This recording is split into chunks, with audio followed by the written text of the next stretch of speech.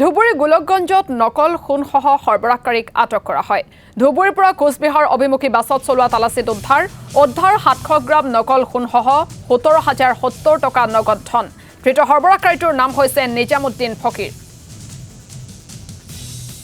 আমি পুনৰবাৰ দৰ্শকসকলক জনাইছো ধুবুৰী গোলকগঞ্জত নকল সোণসহ সৰবৰাহকাৰীক আৰক্ষীয়ে আটক কৰিছে। ধুবুৰীৰ পৰা কোচবিহাৰ অভিমুখী বাছত চলোৱা তালাচীত উদ্ধাৰ কৰা হৈছে। 700 গ্ৰাম নকল সোণসহ 17,070 টকা। ধৃত সৰবৰাহকাৰীটোৰ নাম হৈছে নিজামুদ্দিন ফকীৰ।